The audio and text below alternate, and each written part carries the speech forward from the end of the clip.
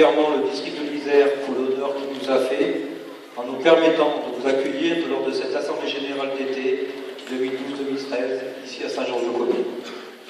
Saint-Georges-de-Comé est un village où nous vivons vivre, où la convivialité est de mise, et je laisserai Monsieur le maire, Norbert Grimaud, ancien joueur de club, louer les vertus de notre commune. Il le fera avec beaucoup d'à-propos que moi. Quant à la GSSG, c'est dans les années 40 que le club a été créé par quelques passionnés qui se rejoignaient clandestinement. Les réunions étaient politiques à l'époque, dans un appartement situé au-dessus du café de la gare. On pouvait compter parmi eux Julien Paquier, premier président de la GSSG, section football. Si le club a connu, au cours de son histoire, des hauts avec une accession en promotion, l'inauguration du stade actuel, le 1er juillet 1973, en présence de nombreux élus et représentants de l'État.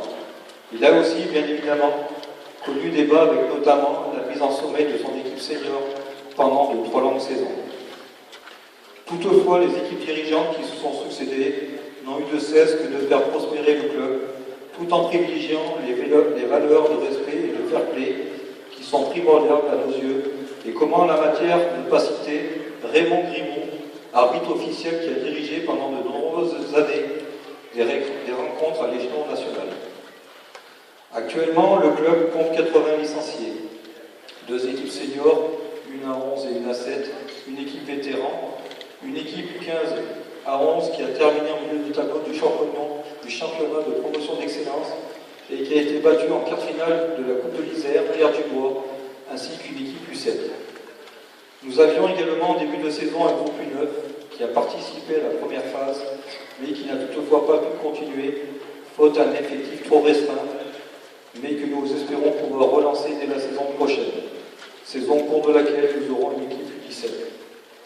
Le principal challenge aujourd'hui pour un club comme le nôtre est de pouvoir continuer à exister en périphérie d'une grande agglomération, en étant entouré de clubs beaucoup plus huppés, tout en gardant notre identité aussi bien sportive, la convivialité en étant le maître mot que financière. Malheureusement, avec la situation économique morose que nous traversons, il devient de plus en plus problématique d'équilibrer un budget en fin de saison, d'autant que les frais afférents à la vie quotidienne d'un club ne feront que de croître au fil des années.